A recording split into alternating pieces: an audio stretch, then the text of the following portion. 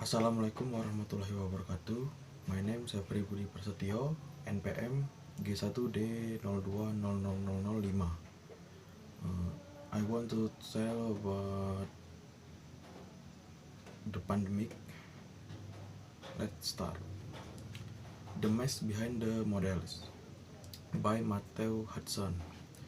If you want to flatten the curve in 2019, you might have been changing students' grades up stamping down a rock ripple. Today, that press refers only to the viral test of reducing the big number of people concurrently infected with the COVID-19 virus. Beginning in early 2020, graphs depicting the expected number of infections spread through social networks, much like the virus itself. We have all become consumers of epidemiological models, the mathematical entities that spit out these ominous trend lines. Such models have existed for decades but have never received such widespread attention. They are informing public policy, financial planning, health care allocation, doomsday speculation, and Twitter hot takes. In the first quarter of 2020, government leaders were publicly pushing this computational speculation, making hard decisions about whether to shut down schools, business, and travel. Would an unhacked outbreak kill millions or fizzle out? Which intervention would help the most?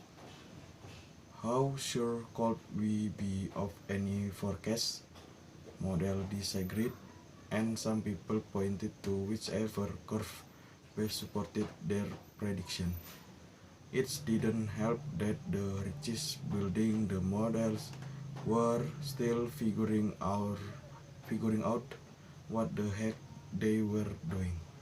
There's more than one way to model an epidemic.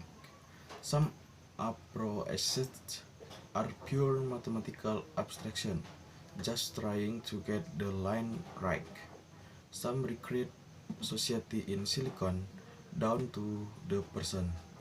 Some combine several techniques as modelers, a mix of computer scientists, epidemiologists, physicians, statisticians fumble their way through the darkness of this pandemic. They pull tools off shelf, modify them, and create new ones, adapting as they learn that work and as new information emerges. They hope, of course, to help quell the current outbreak, but their large goal is to have tools in place to model any future disease, whether it's a sensational flu or the next big bug. In some ways, forecasting epidemic was still in its infancy when this pandemic started spreading, said biologist Lauren Ansel Meyers in June. Meyers, the head of the COVID-19 modeling consortium at the University of Texas at Austin, and it has matured quite a bit over the last 2 or 3 months. So what has worked and what hasn't? The most common approach to modeling an epidemic is what's called a compartmental model. You divide the population into several categories and write mathematical rules that dictate how many people move from one category to another at each tick of the model's clock. First, everyone is susceptible they're in the S compartment. Then some people become infected and later they're removed from the pathogen's path through either recovery of death. These models are sometimes called shear models. Variations include a group that's exposed to the pathogen but not yet contagious shear models. If post-recovery immunity is temporary, you might recycle recovered people back to S, making it an shear or shears model. At its most basic, the model is a handful of numbers indicating how many people are in its compartment, plus differential equation governing the transition between compartments. Each equation has adjustable parameters, the knob that set the flow rates. Forecasting the shape of this line requires getting the equation right, but their parameters, which can change over time, depend on sub-variative factors as biology, behavior, politics, the economy, and the weather. Compartmental models are the gold standard, says Sunetra Gupta, an epidemiologist at the University of Oxford. But it's a question of what do you strap into it. A prominent group employing a compartmental model is the Institute for Health Metric and Evaluation, or EHMA.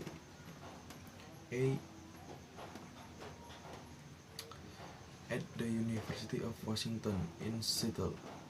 The team actually started out early in the pandemic with a completely different approach called a curve fitting model. Because the outbreak in the United States lagged behind those in some other countries, this model assumed that the US curve would resemble those prior curves. According to DeVos, an epidemiologist at the University of Washington, the aim was to predict the peak in hospital use with curve for China, Italy, and Spain. In late March, with just a few thousand cumulative deaths in the United States, the IHME accurately predicted a rise to about 5,100 over the next 4 weeks. By April, policymakers and the media were lavishing the IHME model with attention. Dr. Deborah Birx, the White House coronavirus response coordinator, and her team talk with the IHME group almost daily. Researchers say they have learned a lot of lessons modeling this pandemic, lessons that will carry over to the next. The first set of lessons is all about data. Garbage in, garbage out, they say. Jared Niemi, an associate professor of statistics at Iowa State University who helped run the forecast hub used by the CDC, says it's not clear what we should be predicting. Infection, death, and hospitalization numbers each have problems, which affect their usefulness not only as inputs for the model but also as outputs. It's hard to know the true number of infection when not everyone is tested. Deaths are easier to count, but they lag weeks behind infection. Hospitalization numbers have immense practical importance for planning, but not all hospitals release those figures. How useful is it to predict those numbers if you never have the true numbers for comparison? What we need, he said, is systematized random testing of the population to provide clear statistics of what the number of people currently infected and the number of people who have antibodies against the virus, indicating recovery. Prakash of Georgia Tactics say government should collect and release data quickly in centralized localization. He also advocated for central repositories of policy decision. Two modelers can quickly see which areas are implementing which distracting measure. Researchers also talk about the need for a diversity of models.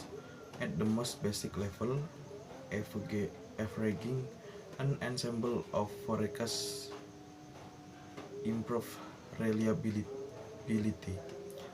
More important, each type of model has its own use and pitfalls.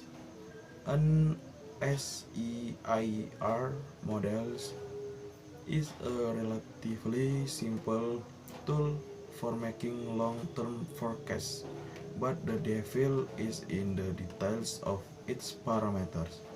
How do you set those to match real-world conditions now and into the future?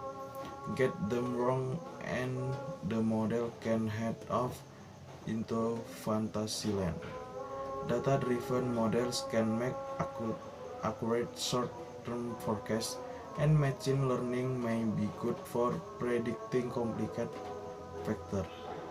But will the instructable compilation, for instance, a neural network, remain reliable when conditions change? Agent-based models look ideal for simulating possible intervention to guide policy, but there's a lot of work to build and tricky to calibrate.